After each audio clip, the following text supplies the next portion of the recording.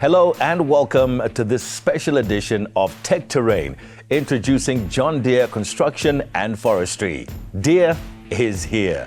Of course, John Deere had an event planned to meet with everyone face-to-face, but in the light of COVID-19, we're bringing you this event virtually from studios in Pretoria.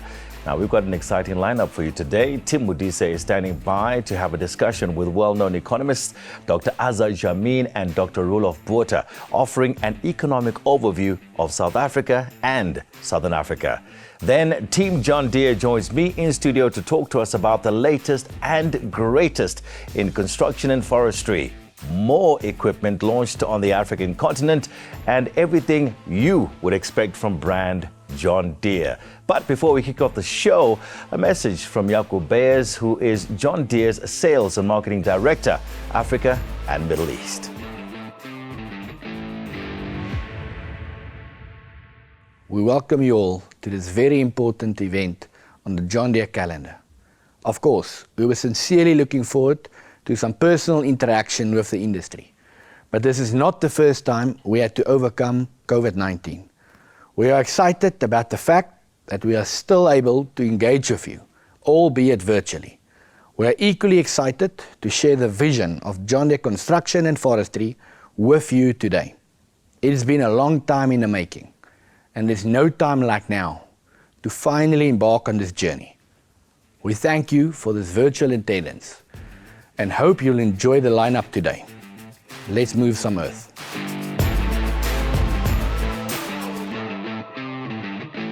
So let's kick off the show by welcoming Tim Modise and his guests, Dr. Azar, Jammine and Dr. Roelof Botha in studio. Now, after the panel discussion, I will be back on set to take you through the rest of the program. But first, here's a sneak peek at what John Deere Construction and Forestry have on offer.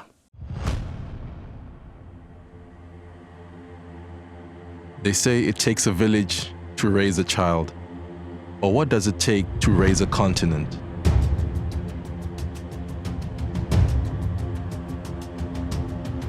Africa has always been a place of potential, a blank canvas of possibility. It is rich in diversity, rich in resources, and its people have been carrying the wisdom of the land within them for generations.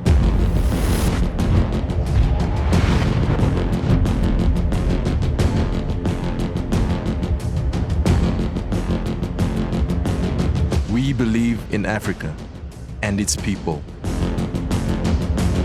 We believe in what Africa can become. We have built and invested in this continent of origins, and our footprint is embedded deep within its soil.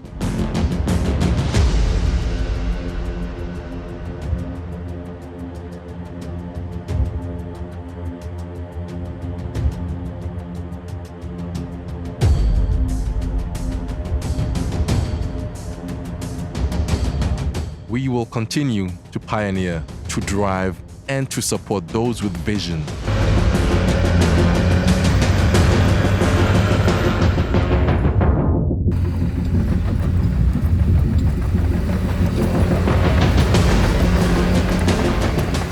We imagine a brighter future, a fruitful economy, and sustainable development while continuing to provide world-class technology and equipment with integrity, quality, commitment, and innovation. Imagine Africa.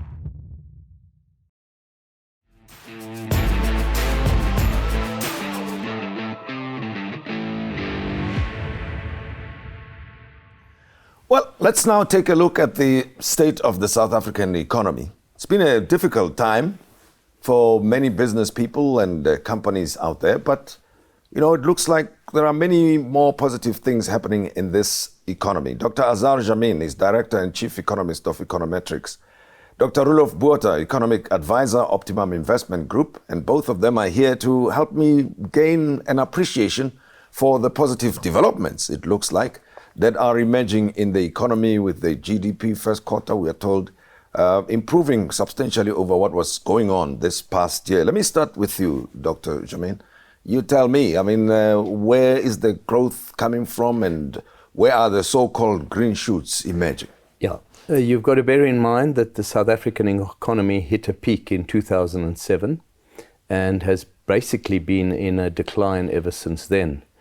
And the decline accelerated massively last year as a result of the strict lockdown restrictions, which in retrospect, in hindsight, shows that it was ridiculous to lock down the economy to the extent that we did. So when we're looking at the current situation, we are recovering off an extremely low and depressed base. But the recovery has been a little stronger than many people had anticipated. What we have seen, especially with yesterday's first quarter GDP figures, is a very strong rebuild of inventories that were run down hugely. Consumers are also in a position to spend a bit more than people had anticipated because of, firstly, the impact of a 3% reduction in their interest rates last year. Secondly, because they spent a whole year not traveling as much as they had done in the past, not going out to restaurants, not going on holidays. So that has enabled quite a bit of spare capacity to be done. But what we also have learned is that the strength of the economy is derived from the fact that the middle and upper income groups were not nearly as severely affected by the crisis as the lower income groups, the informal sector. And but the middle and upper income groups account for 80 to 85% of the spending power in the country. So they haven't been hit as hard. So we are encouragingly finding that our tax revenues have not declined to the extent that we did. So government's shortfall and its budget deficit has not, and borrowing requirement has not been quite as big as we anticipated. And now helping this all along is a global picture that is looking more positive than it has done for a decade. As a result of the development of vaccines, there's a lot of optimism that we are seeing a return to normal economic conditions far sooner than had been anticipated.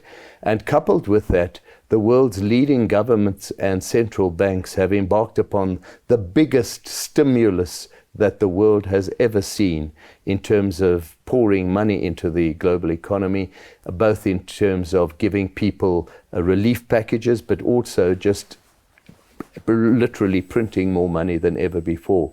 And this is feeding through into creating an expectation of a huge demand for commodities that has resulted in commodity prices surging, and South Africa being, and Africa as a whole, sub-Saharan Africa, being primarily dependent on commodity prices and commodity production for their well-being, are now starting to receive the benefits. And as a consequence, we're seeing a situation where a couple of months ago, the IMF forecast very dismal economic growth for the country and for the region. But more recently, people are becoming more optimistic that we may not fall that far behind the rest of the world. Well, but many South Africans, unfortunately, are of the view that the government does not seem to know what it is doing, Dr. Botha, that the recovery plan that has been spoken about has not been explained or communicated to the broader public and anybody who cares to know about these things, that the recovery plan is going to take this form, this shape, and so on. So on the policy front, what do you see emerging from the South African government? Well, we must always remember that government is not there to create jobs. That's not their job. Government is there to make sure there's law and order, that infrastructure is maintained, that there's public health, public education, a police force. They must create an environment that is conducive to creating confidence in the economy, and then the private sector will come and create the jobs. And fortunately, we now have a president that would probably agree with everything Azar has just said, which I'm saying. And before him, for almost a decade, we had a president that would certainly not pass grade 1 economics if it's presented at grade 1 level. We had so much mismanagement of the public sector in general. And I would maybe just like to remind the viewers that every time the lights go out with load shedding, just try to remember where this started. It started with cadre deployment, nepotism, mismanagement, a president whose sole purpose or objective was to stay out of jail. And as a result of this, hugely incompetent people were put in charge of the public administration of this country, and we're counting the cost. But we are turning the ship around, slowly but surely. And I must mention one piece of data before I forget. The composite leading business cycle indicator of this country has just hit an all-time, and I'm talking about 61 years high of more than 123 points on an index basis. It's the highest level it has ever been. And if you juxtapose on that slide the per capita income of South Africans, per capita income in real terms, it follows exactly the same trend. We are a hell of a lot better off than we were prior to our first democratic elections. But unfortunately, we lost a decade. And now, Mr. Ramaphosa and his new team are starting to build for the future. But obviously, COVID came around. Nobody can prepare for a pandemic. But one thing that the viewers must maybe remember is that you can prepare for the end of the pandemic. And although the virus will be with us for many years, the pandemic will end. And things are really looking bright. But you see, the people experience blackouts, load shedding, and turn around and say, see now, we've just lost jobs due to COVID.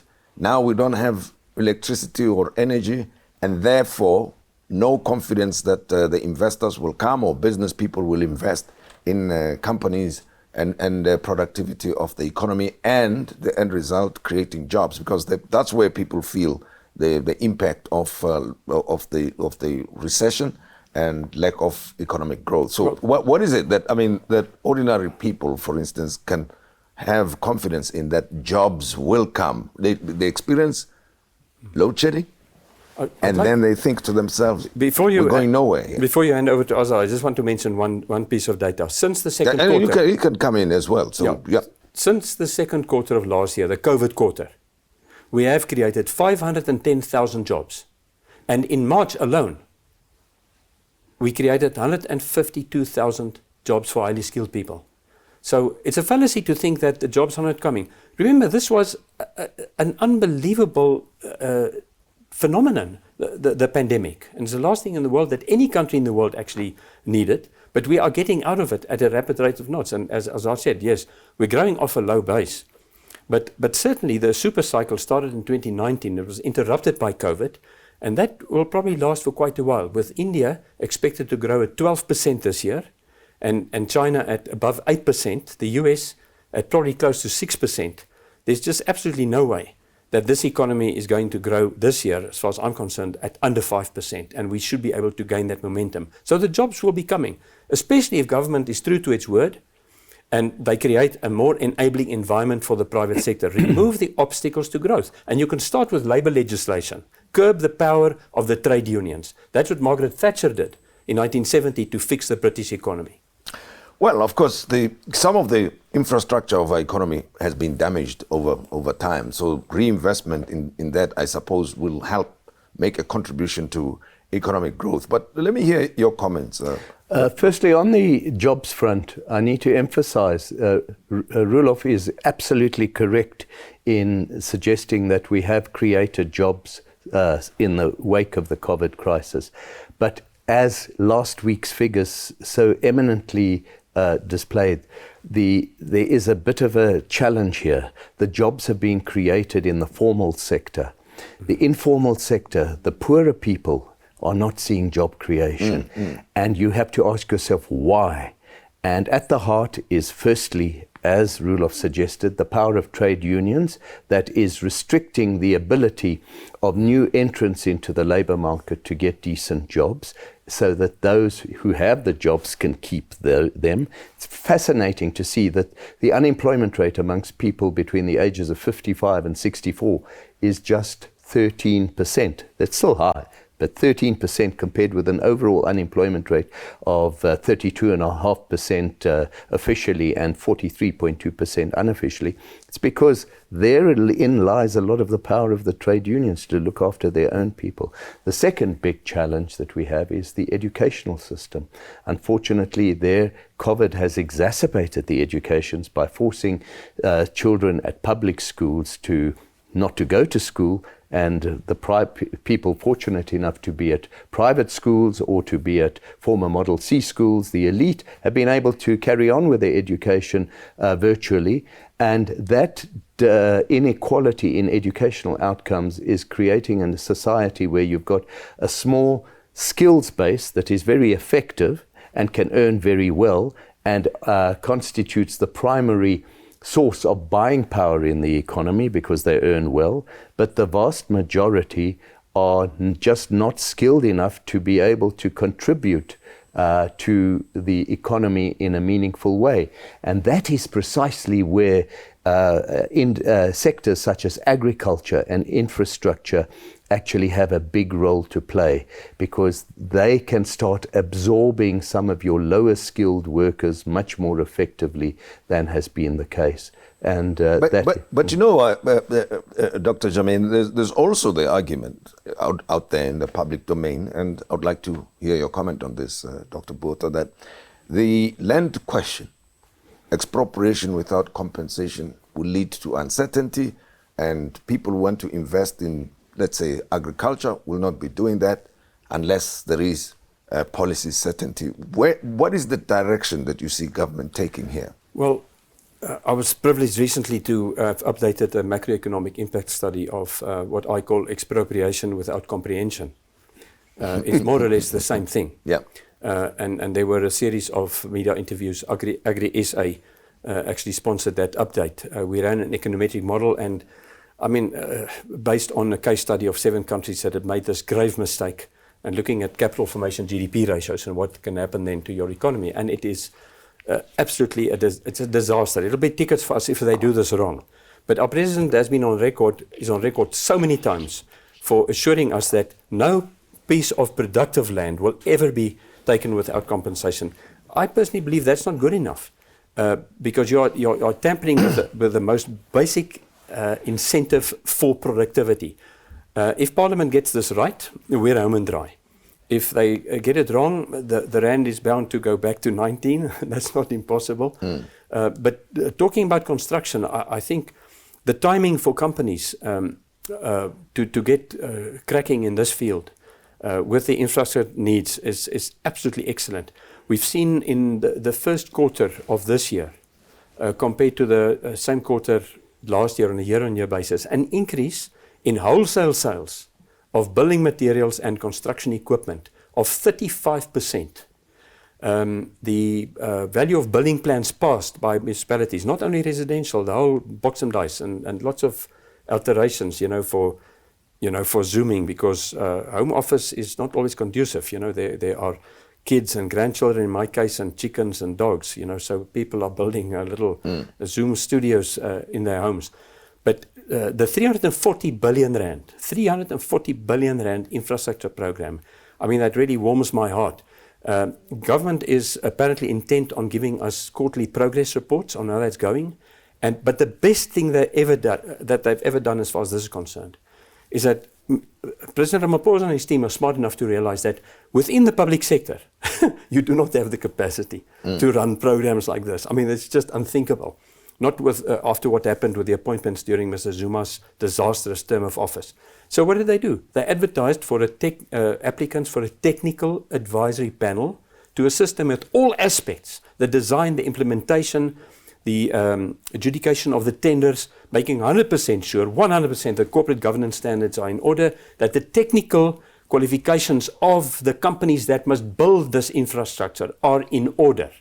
And that they haven't been concocted in a garage, on the back of B and cadre deployment. But Dr. Botha, the thing is, again, going back to how the public sees the developments, is that they look at news stories or hear the news stories that municipalities are falling apart and people are fighting for positions there, and then they get demoralized and start feeling or thinking that this is not going to work. Let me use examples of water shortages, water problems across the country. And in some parts where the municipalities were capable in the past, were delivering water easily, and these days it's very difficult for them to do so. Why is that? And why should people have confidence that things are turning around, like you say? By that I mean somebody might say, you know, at the top, where the president sits, easy to see it that way. But where the rubber hits the road, Well, at municipal level, it's different. At many municipalities, there are no engineers in their employ because they look at the B requirements, and then unfortunately many of these people apparently have decided, okay, well, you know, the town manager or the engineer, whether he's got a qualification or not, my cousin doesn't have a job, you know, so let me give him a call. Yeah. And this is just crazy. So yes, it's true. There is not one municipality in the whole of the Northwest Province that's functional, thanks to Supra and his crowd, obviously.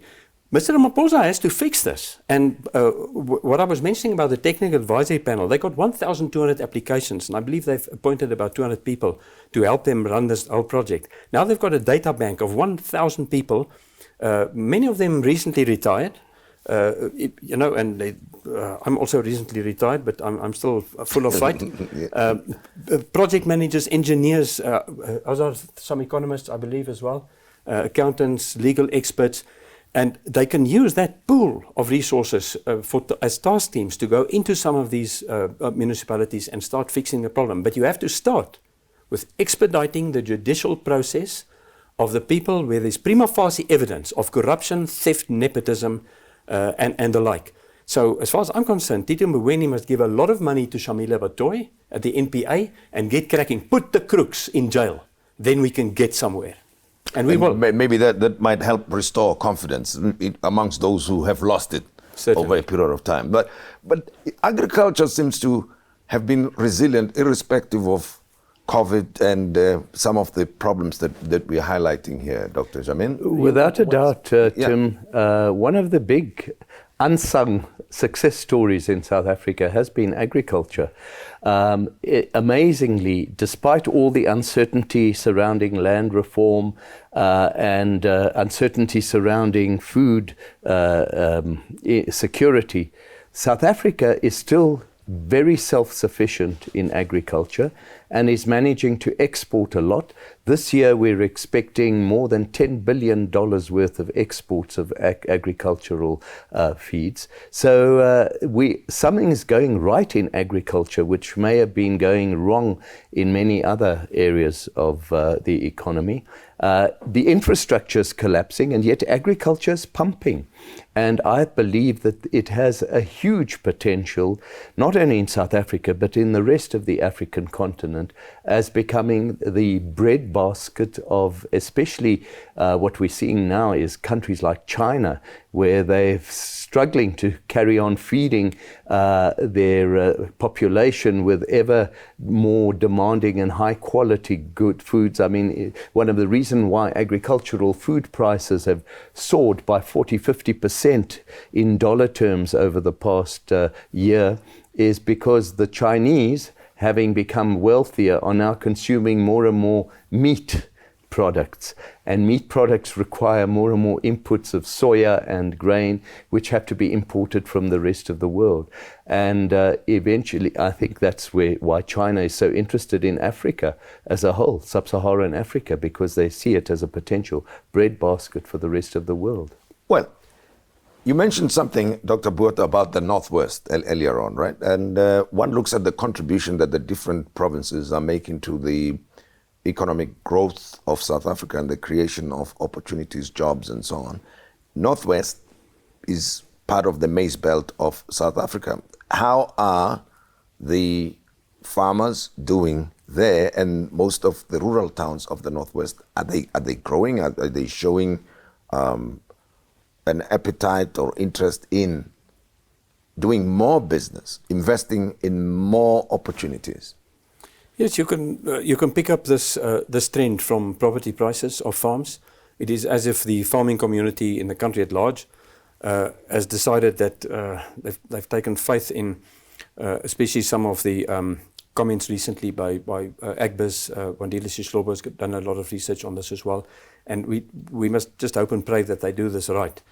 But certainly the resilience is there, as Azar has mentioned. Agriculture is just doing unbelievably well. I've recently done an estimation of the current harvesting season of our 10 most important horticulture crops, And we're looking at a 27% growth, the biggest soybean crop in our history. In rand terms, the biggest maize crop in our history. We are one of very few countries on this continent that is food secure. And obviously agriculture feeds into processed food. And that's also a major export earner. So hopefully government will appreciate the fact that we have this luxury.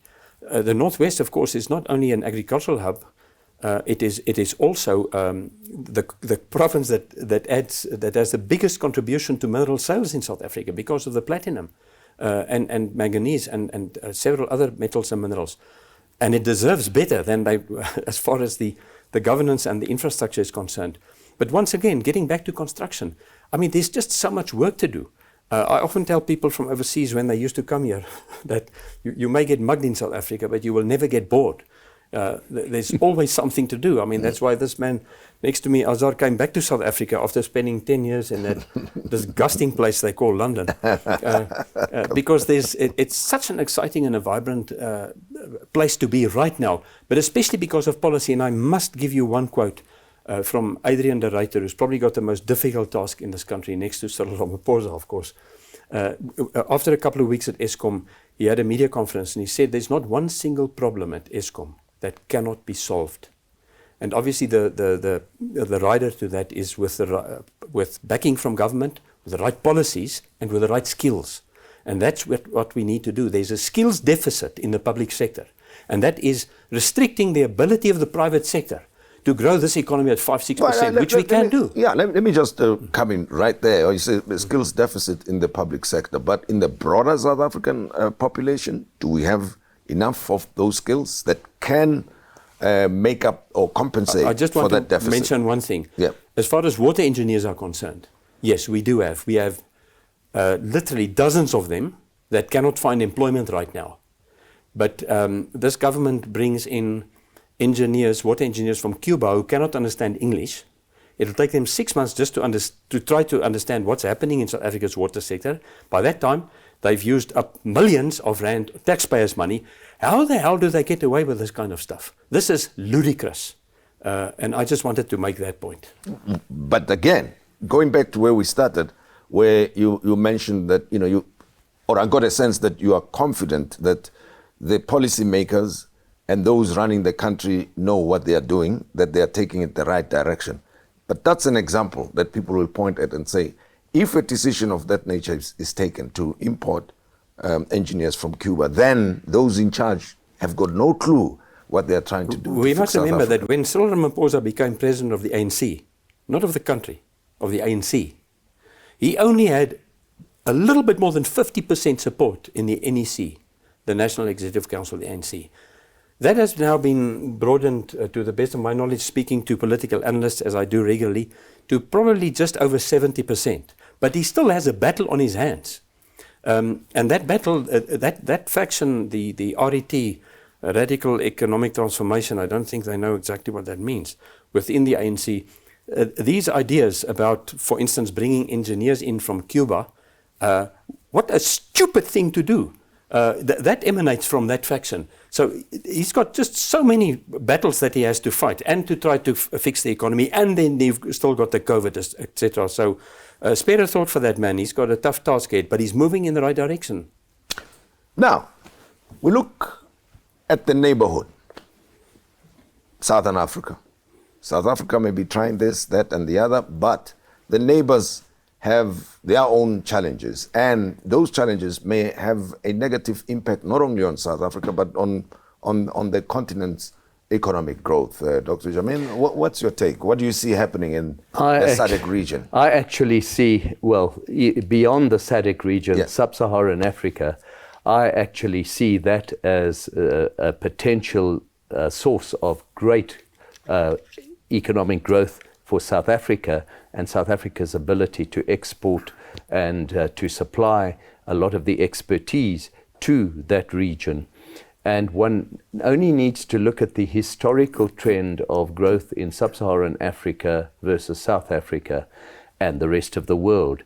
In the 80s and 90s, Africa just lagged behind the rest of the world. And then from around 2000 onwards, we saw growth in sub-Saharan Africa being the second highest growth region of the world economy.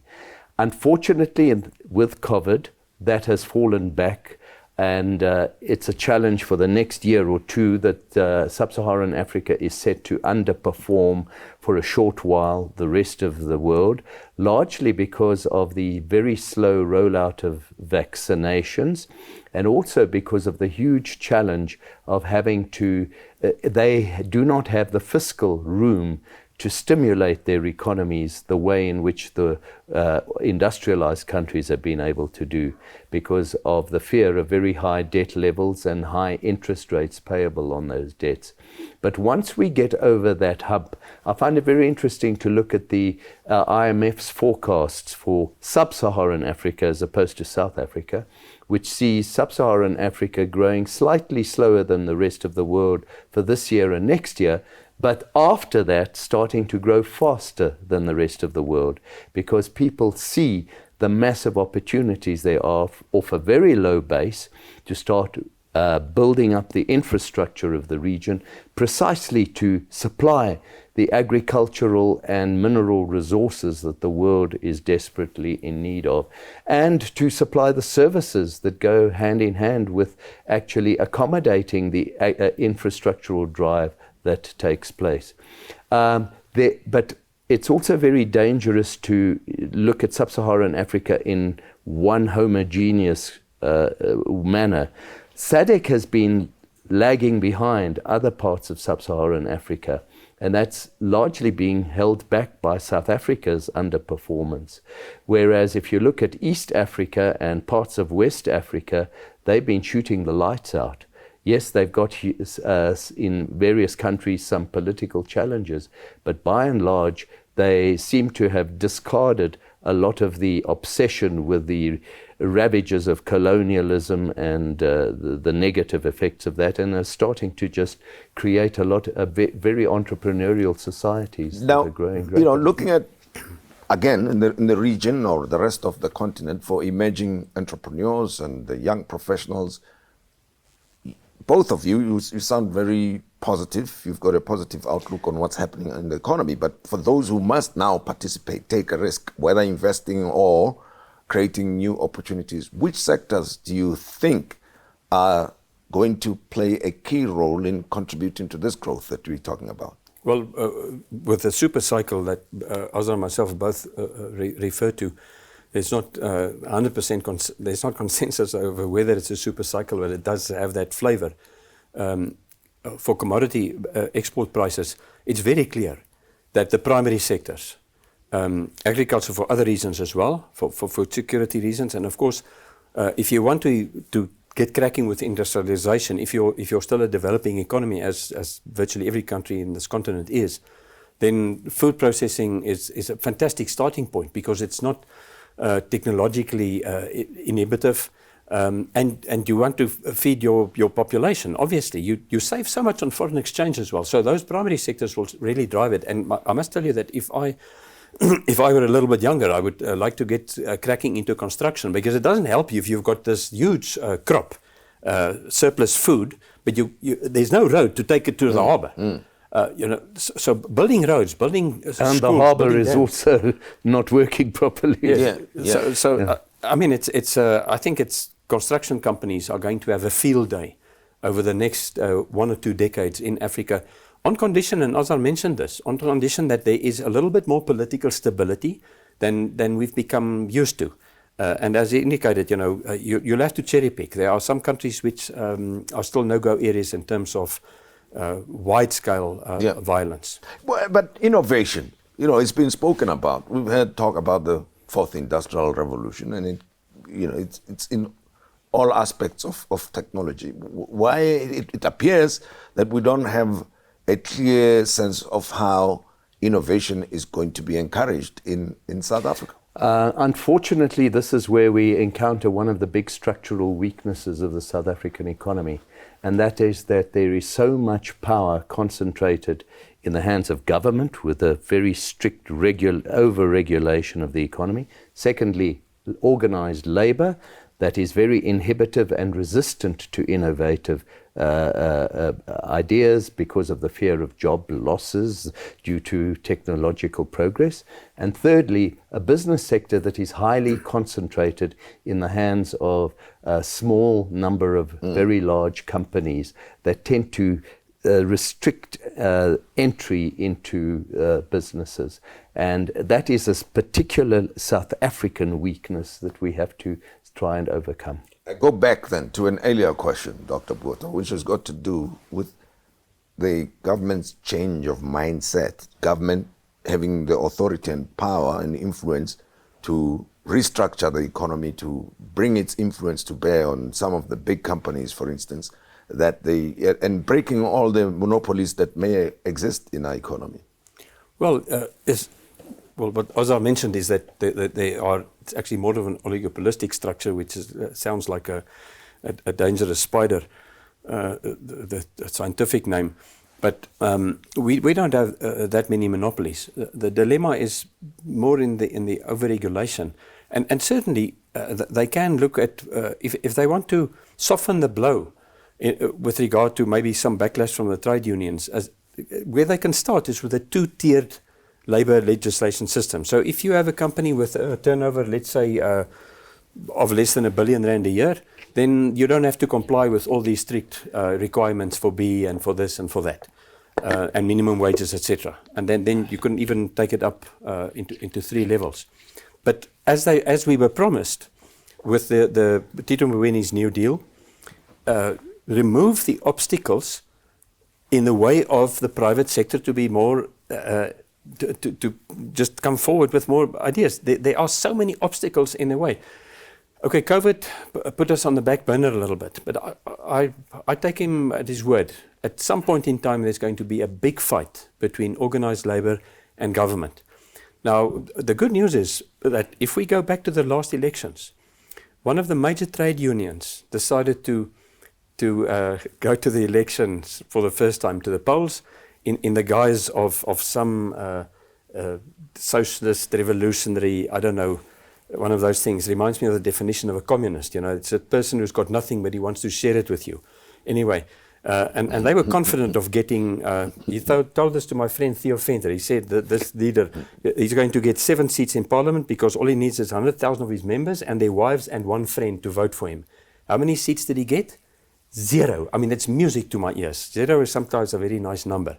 So what I'm trying to tell government out there is that there is no political threat or risk associated with get the economy going, deregulate labor legislation, as Azar has called for. Every single business leader in this country, small, whether you've got a small little business or a large business, has been calling for this for the last 15 years. Thabo Mbeki promised that to us.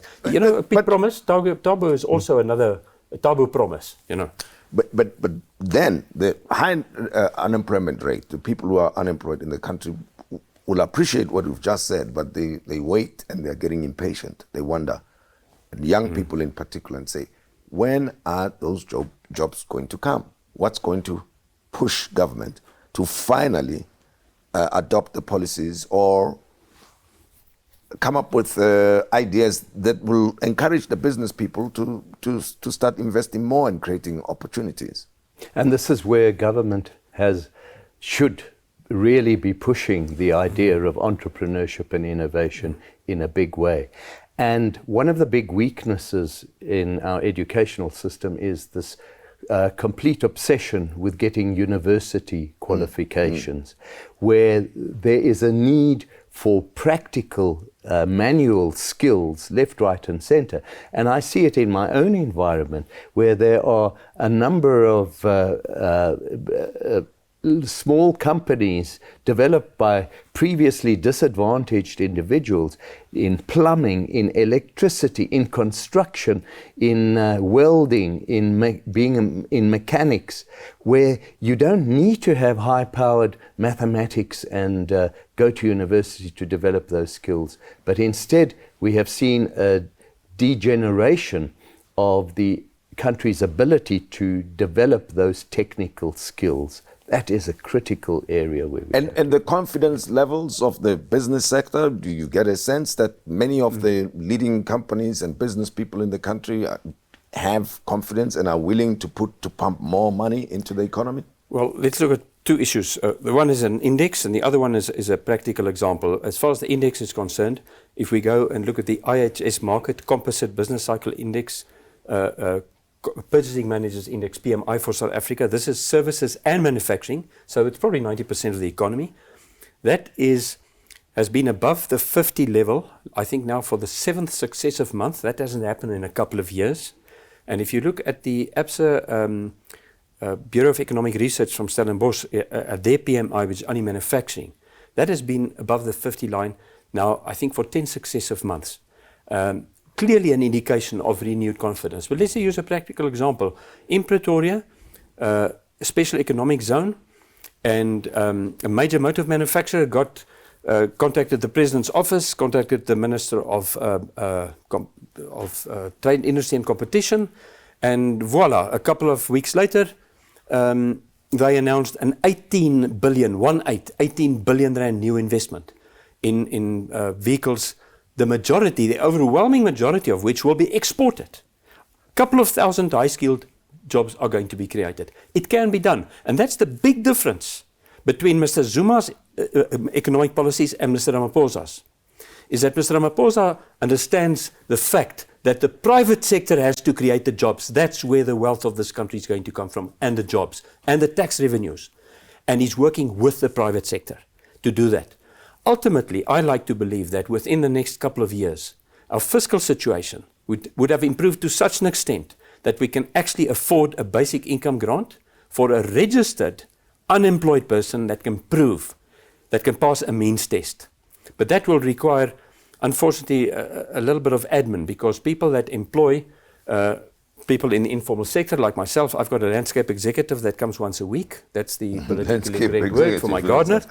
And Jan Mukari, who's there this morning, by the way, he earns those 4 days with me in cash and in kind. He earns $2,000, 2,500 rand a month. So he's not entitled to this basic income grant. So I have to register him at the Department of Labour. It would be good if this can be privatized, by the way, so that people don't crook the system. We can comfortably afford that within the next 2 years if our growth is going to go the way I like to believe it will. Which may lead to an ideological battle now. You know, if we insist on that, somebody will say, you see, that's exactly why we have the problem with President Ramaphosa, that he seems to be more privatization oriented than the other ideological way. But be that as it may, let's look at the future now. You know, we're here going forward. Again, you sound, both of you, very confident about the developments in the economy. What do you see emerging, Dr. I better just be cautious in terms of my confidence. I'm confident for a variety of reasons that the next year or two will be a lot better than what we've just been experiencing. Statistically off a low base, the rest of the world booming, etc. After that, a lot will depend on just how successful we are in changing the caliber of management within the public sector to be able to appreciate what the problems are and support the president in what he wants to do. Because an absence of sufficient transformation, and I'm talking here in the broader notion of transformation, not just giving previously disadvantaged people jobs, but without a proper transformation, I think we run the risk of returning to a very low growth scenario. Let me just come in there. A quick comment from you that when you say proper transformation, what do you mean? Right. Give me examples. The first one is beating off corruption. We've been talking, and state capture. You have no idea how many resources we may suddenly find become available that we thought previously wouldn't be available. Secondly, you have to improve, as the President says, the capacity of the state machinery, including your municipalities. And this is where this is a huge challenge. How do you take away those people who have been put in those positions due to their connections and replace them with people who are there due to their qualifications and ability? Third challenge, improve the educational outcomes, especially in a technologically progressive world where people need to be able to start thinking more technically and be able to count better. In other words, improving maths and science abilities, outcomes from the school, to enable more and more people to then start gaining access to jobs, or improving the technical educational facilities to enable those people who are not that good at maths and science to still be able to add value to the economy. The next factor is the need to somehow reduce the concentration of power in South Africa. That means government not being obsessive with regulation, labor being less monopolistic in terms of determining who can get jobs and who can't, and business somehow letting in the private sector, entrepreneurs and innovators, more space to actually grow. They're all interrelated. And I want to hear your comment as well, Dr. Botha, on this, that one other area that people talk about and are concerned with going forward is the concentration of capital in fewer companies and fewer individuals. And it seems to me that it's something that has a bearing on the politics of South Africa, you know. And you also in your comments have emphasized the role of the president. Now, somebody might say, if you remove him, what happens? Because we are going to have elections this year. We'll be having elections national in about 2 years' time or so. That, you know, the politics is always going to come back into play. So two parts to my question. One is the concentration of capital, then how do you distribute it so other people can have access if it's possible? And number two, the emphasis on the role of the president. That how do you devolve that? So even at provincial level, at other levels, people feel that they can make stuff happen by themselves. Look, capital is a multifarious concept. You have financial capital, you have economic capital. Capital essentially in economics is the assets without which you cannot produce anything. So for a farmer, it's a tractor. For a small builder, it's a cement mixer and a bucky. And for a consultant like myself, it's a laptop and a fast car. Sometimes too fast, but anyway. So how do you get this? Well, you save a little bit, you go to the bank. We can certainly look at more diversification in our financial services sector, etc. The point is just that the overwhelming majority of the wealth of any progressive nation in the world is in the hands of people that have got formal sector jobs. Yes, you have your Bill Gateses, you have your super rich, but if you could do an impact assessment of how many jobs were created and how many tax revenues were generated for governments all over the globe as a result of people like Bill Gates and his unbelievable geniality in coming, you know, just in expanding technological advancement. You need people like that, but you need, as Azar has repeatedly said now, you need a culture where you can incentivize innovation. And we are slowly but surely moving towards that. But let's have a quick look at one or two facts. Everybody is entitled to their own opinion, of course, but not to their own facts. So let's have a quick look at the AgBiz confidence index for agriculture. It is at a 7-year high. 7-year high. This is a crucial sector, as we've spoken. Construction, the AfriMat construction index, composite index, that is not at a 7-year high, but it has recovered. It has a V-shaped recovery. And when I flew to Cape Town to address the Optimum Investment Committee a couple of weeks ago, they asked me, the rand was then just over 14, as I had predicted, and they asked me, Roelof, can it go to 13.50? And I said, of course. The rand has strengthened against the US dollar since 6 April last year by almost 40%. It is the number one currency in the world, the coolest currency in the world, and that's why I've got my 95 World Cup tie on. The Boks are also number one, by the way, for the time being. Let's hope that lasts. But, you know, there are just so many positives. You can look at virtually every key indicator, outside, of course, of commercial aviation and tourism. They are still going to battle a little bit, and it's understandable. You mentioned the GDP figures. First quarter this year compared to the first quarter last year, restaurants and hotels down by 33%. Entertainment down. Food up by, I think, about 17%, thanks to government's intervention with the grants. Which, as long as you can afford that for somebody that does not have the skills to get employment, I mean, that's the way to go ultimately in society as well. And Azar mentioned this, but and this is very important. We are going to have a fiscal overrun. Whatever they budgeted for is going to I think Edward Kieswetter is ringing. He's very glad to see these new GDP figures and all this positivism, even if from a low base. So our fiscal affairs will probably stabilize in the next year or two, and that is such an important ingredient for sustained growth. So would it be correct then to think that the John Deere investment in Africa, South Africa specifically, is well-timed, given the optimism that you are expressing and the opportunities that you see in agriculture and infrastructure build? You've got to realize the construction sector has been in the doldrums over the last couple of years, both in South Africa and in sub-Saharan Africa for some time now.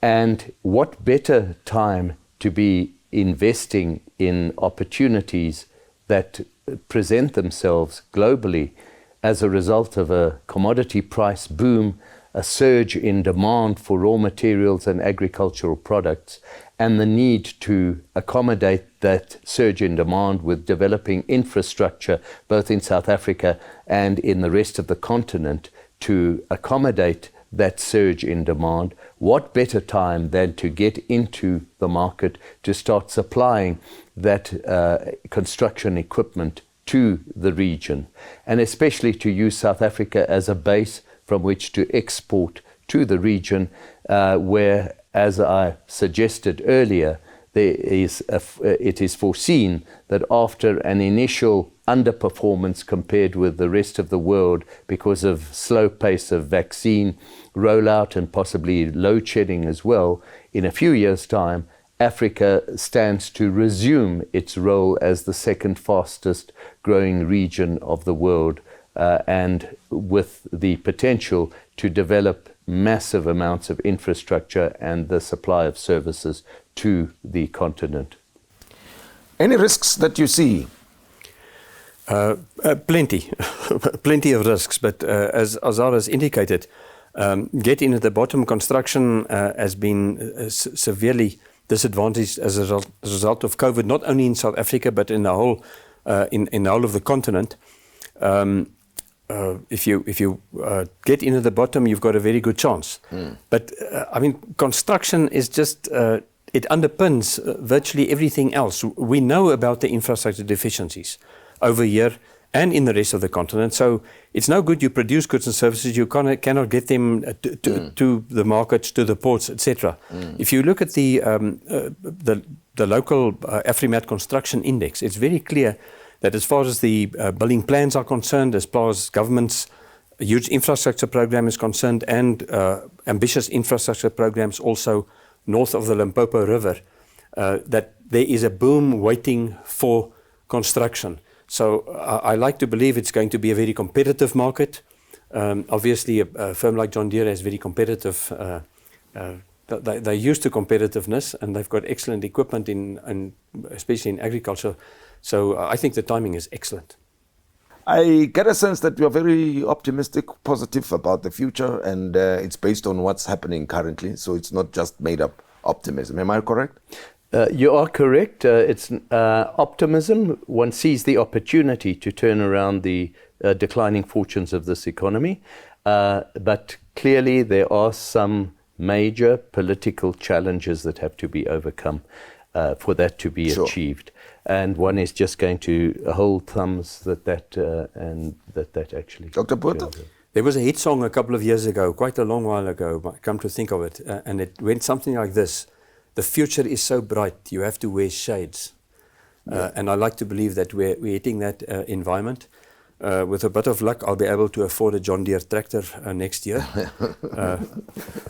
Thanks. No, thanks very much, Dr. Roelof Botha and Dr. Azar Jammine. Well, that's the story about the economy, South African economy overall, and parts of the African continent. The two economists are fairly confident and optimistic that things are going to get better after all. And thank you again. Some amazing insights from the gentlemen. Up next, though, we talk to the John Deere team.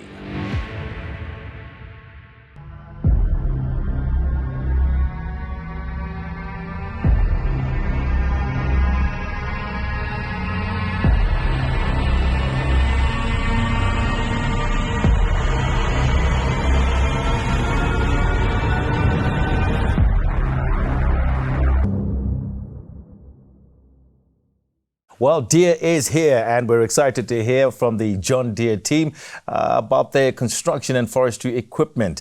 Let's get all the answers to our questions. With me is Jaco Bear, Sales and Marketing Director, Africa and Middle East, and Griffiths Magate, Construction and Forestry Sales Manager for Africa. Jaco and Griffiths, thank you so much for joining us on Tech Terrain. We heard from our economists, they're looking forward to the next couple of years or so. They're very optimistic about particularly the construction sector in Africa. So, Jaco, if I may start with yourself, why did you feel you need to introduce your plant within those two sectors right now? Tony, the continent of Africa is truly strategic for John Deere. We're fortunate now to be responsible for Africa, Middle East, agriculture, construction and forestry. And if you look at it, the great opportunities in agriculture to improve yields, and fortunately we're the market leader on the agricultural sphere, but massive opportunities as we listen to the economists talking about infrastructure, natural resources, the mining of minerals, forestry, and we can go on and on. Great opportunities, and the time for us is, as they said, it's actually now. Let's bring it and build on it. Construction is not new to John Deere construction. It's not new to the continent. We've been under a different brand that we just bring in. We're the first time in Southern Africa with the Deere brand. In West Africa, we've been running for over a decade, really successful. We believe we understand the customers. The customer is focused on uptime. Those machines need to run 24/7, 7 days a week. And it's about cost of operation. Moving earth as cheap as possible. In other words, dollars and cents counts. Now, as John Deere, if we look at as a whole, the amount we spend on R&D to bring in new technologies, and we can leverage that same technology from the construction to the agricultural space. That is key, and that's where we think we've got a competitive edge that we can bring to the market is with new technologies. In fuel-efficient equipment. And then when it comes to the keeping the equipment running, we're fortunate in that we developed, we call it dealers of tomorrow. One of the strongest channel across the continent when it comes to agriculture, the agricultural division. And what we're going to do now is expand with some of these key dealers and build an additional business onto it on the construction side. So you need that separate focus, construction and agriculture. Why? Because it's very cyclical if you look at agriculture and even construction. But if you put the two together, all of a sudden I've got dealers now willing to invest even more in countries because you've got the agricultural space, you've got the construction, you've got the forestry. A lot of back office work is exactly the same. And if you look at components, 65% is common components between construction and agriculture. So a lot of similarities, a lot that we can leverage from our technical side, technical teams as well. So we are quite bullish. We feel the time is now, as you guys said, and looking forward to a great success. Okay, Griffiths, welcome to Tech Terrain. The first time myself chatting with you. Just looking at the fact that, what Jaco is saying here, John Deere has been in Africa for a long time with all the agricultural products and so forth. And you understand the African continent very, very well. Did that make it easier for you to pick the sort of lines that you wanted to introduce first? And also just talk to me about some of the products that you have on offer. So, thank you, Tony. At the moment, throughout the African continent, we've got a wide product line. As Jaco has said, we've been running the construction in West Africa for quite some time now.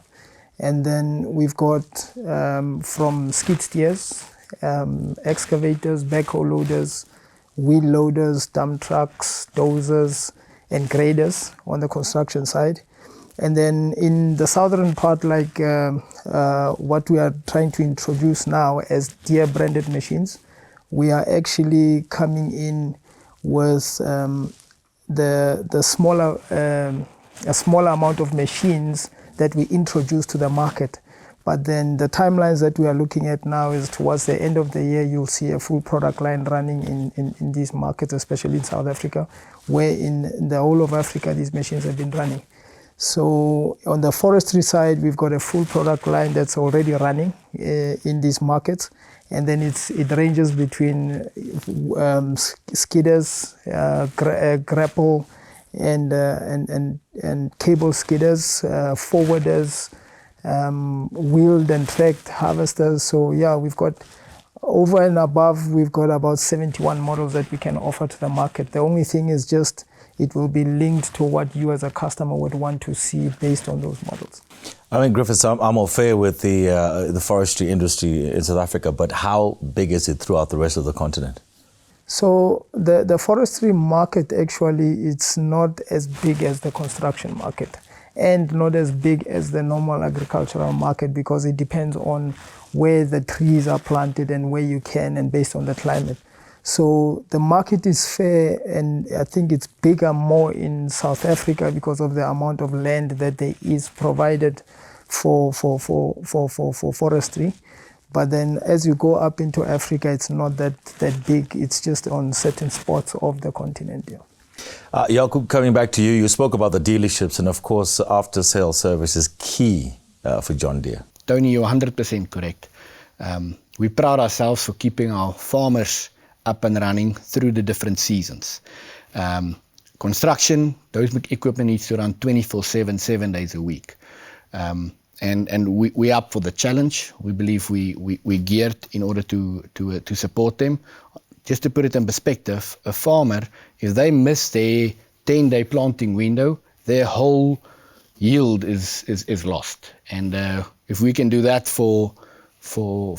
since 1837, we're confident we're going to do it and actually exceed expectations on the construction side. We're proud in bringing these world-class dealers to construction. West Africa, we've got DEM Equipment, the Tata Group. South Africa, it's Afgri, Senwes, Mascor.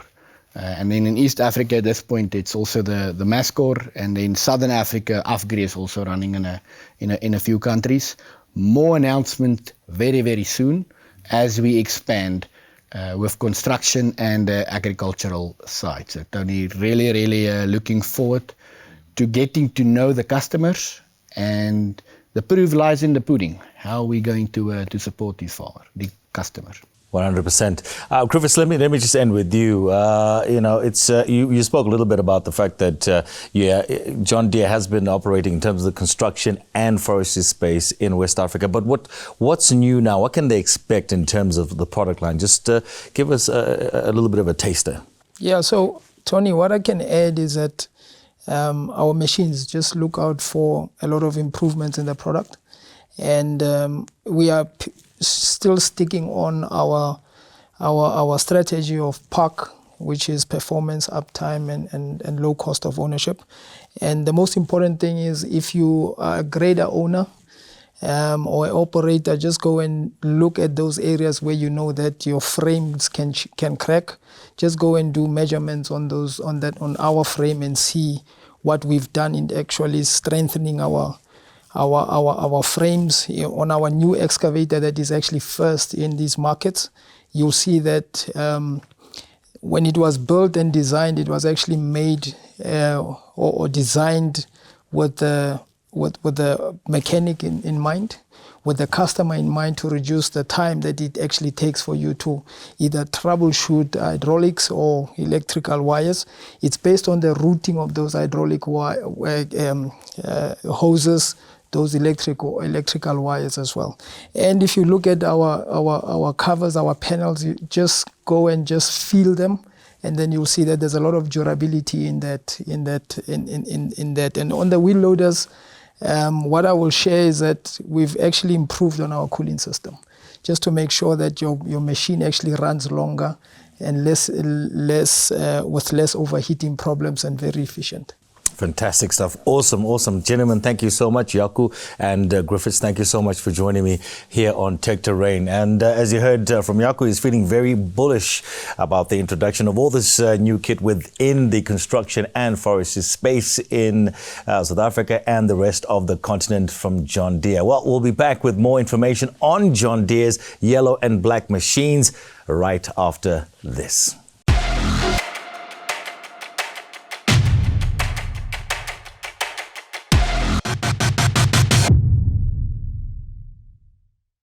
So we're still chatting to Team John Deere about the exciting launch of its construction and forestry range. And I welcome in studio Annelies van Buren, who is the Director, Aftermarket and Customer Support Services for Africa, Middle East, India, Asia and China. And also Antwerp van der Westhuizen joins me, is the Managing Director, John Deere Financial Services Africa, or Financial Africa. Guys, thank you so much for joining me. Annelies, when do you ever find time to actually relax? Africa, Asia, Middle East? I think it's all about time management and how we schedule the things. So yeah, sometimes early mornings, but sometimes early afternoons as well when I call off. Yeah, fantastic. Listen, good to have you here with us on Tech Terrain. So talk to us. I mean, the John Deere promise is, the critical part of that is after sales and technical support. When we look at CNF, which is construction and forestry, are you going to offer exactly the same? Pretty much the same, Tony. Yes. So, we offer our aftermarket and customer support on the full product range that we will have available in construction and forestry. And, our promise to the customer is that our goal is that we want to enhance the economic value of every single piece of equipment through the full life cycle of that piece of equipment. So since the first hour that you turn key till the last hour that piece of equipment, runs. Okay, so now you're launching the range throughout the whole of the continent. Then one has to ask the capacity for you to service my machine if I'm buying this in Tanzania, if I move to West Africa, in Ghana, and so forth. Capacity is extremely important. So our approach is very similar to what we do in the agricultural space. So we are focusing to have dedicated construction and forestry technicians in the space. And then already in place today, we have over 520 parts people around, at the counters, that can service our customers, that knows the systems. Very importantly for us as well, is where we source the parts from. So for our dealers in Southern Africa, our parts supply will come out of the Johannesburg Parts Distribution Center. And then our dealers located in East Africa, there we will source our parts directly from Germany in Europe. And then our dealers located in West Africa, we source directly out of the United States. All right, Antwerp, let me come to you let's talk about this plant that we're talking about, the kit we're talking about. It is not cheap. It's necessary, but it's not cheap. Where does John Deere Financial come in, and what sort of solutions do you offer? Tony, thanks. I think to answer that properly, we have to go back in history a bit. So in the early 1950s, John Deere Financial was established as a business to enable our equipment divisions to sell equipment. So we quickly realized that for our customers to afford our equipment, we need to make sure that we provide a financial solution that is tailor-made for them, that is really flexible and suits their business. So for that reason, John Deere Financial was started in the early 1950s. So about 16 years ago, we had the honor of bringing John Deere Financial into Africa. We started that business in South Africa. And since then, we've been making a big difference in the agricultural sector. So it's very important to understand that business, because if we understand that business, we can design our financing solutions for that specific need of our customers. And two farmers sitting right next to each other have different needs, and the cycles differ, the production cycles differ. Now, we're very happy to say that we're doing exactly the same for our construction business. We know that construction businesses also differ. A business that's involved in road building or in surface mining is very different from a business that's just building commercial properties. And we need to understand that, because if you understand that, you can design financial solutions that suit that specific business. And that's where we come in. So we're very happy to say that we have that capability now, that we can do that for our construction customers. And this is from a dealership level and also to the individual or to a company level? Absolutely. Yeah. So it is for our dealers. We enable our dealers to have the stock available when our customers need it. So we provide a financing solution for our dealers to carry that stock, and then for the individual. So if the individual needs to buy immediately, we have the solution for him available to go and buy. Well, Annelies, I'm looking at, I want to get into construction, I want to get into forestry, I'm already involved in these industries. Why should I come and knock on your door, as John Deere's door? Tony, I think, there's some differentiators that we can call out. We just launched into the market, and short term, we made available a free inspection program for all our customers with Yellow Kit, with also a very attractive, parts discount that they can benefit from. But then I think, also very attractive is the extended warranty that we will offer on all our yellow machines. With extended warranty, we can tailor make it to the customer need. The customer can determine, the duration that he wants to, take out the extended warranty. And then you also have the choice, do I want to warrant my whole machine, just a portion, the powertrain, the engine? So there's various options that the customer can look at. And then I think also a great, powerful differentiator for us, is the connectivity that we have through JD Link into our machine, where we monitor machine health through expert alerts.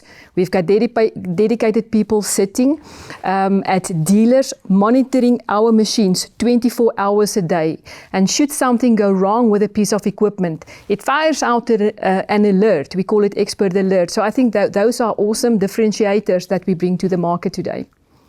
Okay, so Antoine, tell me, can one get financing for aftermarket products?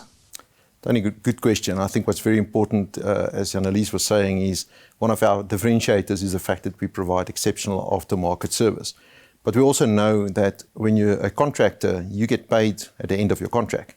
So if you have breakdowns and things like that, you need money to be able to keep that machine going. That's where things like the extended warranty can help you quite a lot. But we also know there's a lot of machines that does not have those warranties in place. They're too old and they run out of warranty, but we still need to keep them going. So our solution on financing is at two levels. The first one is when you buy a new machine, you can buy service plans, you can buy maintenance plans, you can buy the extended warranties. All of that is included in the purchase price of that machine, and we provide the financing for that as well. So it's incorporated as a first off already. So you have peace of mind to know that that machine is catered for. But then also those machines that need to have parts, that needs to have additional services down the line, they're getting too old. We are very excited that we are launching a aftermarket financing product that will enable our customers to carry stock of parts, that will be able to pay for those services. And that's all in a structured way that, again, is fitted to the way that the contract and what the market is asking for. I think what's also very interesting is we're already collaborating with Wirtgen, our road building business. We are already providing that solutions for them. So this is not totally new for us as a South African John Deere financial business. We've already sort of wetted our feet a bit, and we've picked up a lot of lessons and learned a lot so that we can just service our customers at the end a lot better. And just before I let you guys go, I mean, Antoine, financing is a relationship, isn't it? Because it's a long term. You're getting into it's a deal, but it's a relationship that you're forming with your client. Absolutely, very true. And I think that's one of our differentiators as John Deere Financial. Many people think if you buy a piece of equipment or you buy a car, it's a once-off, you do the deal, you drive it, and it's gone. We don't operate like that. We have an extended network of salespeople and support staff available throughout our country and even north of our borders into Africa, that whenever there's any need for additional financing, there's any problems, there's any questions that need to be asked, we have people and experts available to support our customers for that.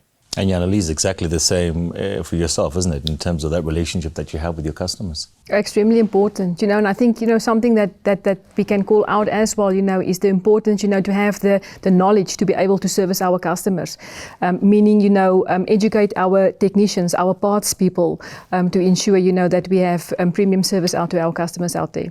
Okay, fantastic. Look, guys, thank you so much, Annelies, Antoine, for chatting with me. So they've made it loud and clear. The after-sales support is there, and also the financial support is there from John Deere. And we know that customers will be well looked after. Indeed, it is a lifetime experience. Deere is here and ready to walk the road with you all the way. Thank you for joining us today for the official introduction of the John Deere Construction and Forestry range.